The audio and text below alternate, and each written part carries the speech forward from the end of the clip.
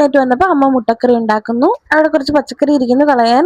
ചേച്ചിയുടെ മോനെ സ്കൂളിൽ പോകണമെന്ന് അവന് ചോറ് വാരി കൊടുത്ത് ഞാൻ എന്നിട്ട് അവനെ കൊണ്ടുവിടാനായിട്ട് സ്കൂളിലോട്ട് പോയി. സ്കൂളിൽ ചെന്നപ്പോ അവന്റെ പുസ്തകം മേടിക്കണം. അവൻ 10ലാണ്. ഇനി ജയിച്ചാൽ മതി. സ്കൂൾ കണ്ടപ്പോ നൊസ്റ്റാൾജിയ തോന്നുന്നു. നൊസ്റ്റ് തോന്നിട്ട് കാര്യമില്ല. കഴിഞ്ഞു പോയത് തന്നെയാണ്. ക്യാഷ് അടിച്ചിട്ട് നിൽക്കുകയാണ്. സാറ് പേരന്റിനോട് സംസാരിച്ചുകൊണ്ടിരുന്ന കുറച്ചു നേരം കട്ട പോസ്റ്റായി. പിന്നെ സാർ വന്ന് ടെക്സ്റ്റ് തന്നു. ടെക്സ്റ്റ് അവന്റെ കൊടുത്തിട്ട് നോക്കാൻ പറഞ്ഞു. അവൻ ജസ്റ്റ് നോക്കിയിട്ട് ഇങ്ങനെ തിരിച്ചു തന്നു. ഭക്ഷണശാല എഴുതിയിട്ടുണ്ട്. നല്ല രസമുണ്ട്. നീറ്റായിട്ട് എനിക്ക് തോന്നി. സ്കൂളിൽ നിന്ന് പിന്നെ പുറത്തോട്ട് പോയി. നല്ല വെയിലായിരുന്നു. പോകുന്ന വഴി എനിക്ക് ദാഹമായിരുന്നു. ഭയങ്കര വെയിലല്ലായിരുന്നു. അവന്റെ നാരങ്ങാളം ഒരു ചെറിയ കടയിൽ കയറി പറഞ്ഞു. അച്ഛൻ നാരങ്ങാളം തന്നു. കാര്യം പറയാലോ, നാരങ്ങാളം പോരായിരുന്നു. പിന്നെ അത് കുടിച്ചു. വീട്ടിൽ വന്ന് ഗ്രൗണ്ടിൽ പിള്ളേർ കളിക്കുന്നത് കണ്ടു. പിന്നെ ഞാൻ കുളിച്ചു വിളക്കൊക്കെ കത്തിച്ചു. ചേച്ചി പിന്നെ വന്നോളുടെ വണ്ടിയുടെ സൈഡ് സ്റ്റാൻഡ് സ്പ്രിങ് പോയെന്ന് പറഞ്ഞു. പിന്നെ അത് അടുത്തുള്ള വർക്ക്ഷോപ്പിൽ കൊണ്ടുപോയി സ്പ്രിങ് ഇട്ടു.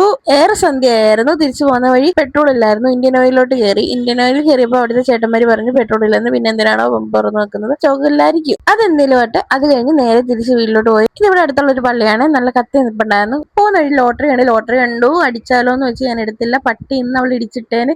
ആ പട്ടി ജീവന് ആയുസുള്ളതുകൊണ്ട് രക്ഷപ്പെട്ടു. ഇത്രയുള്ളായിരുന്നു എന്റെ ഇന്നത്തെ ദിവസം. ഇഷ്ടപ്പെട്ട ലൈക്ക് ചെയ്യാൻ മറക്കരുത്. കമന്റ് ചെയ്യണം, സബ്സ്ക്രൈബ് ചെയ്യണം. Thanks for watching.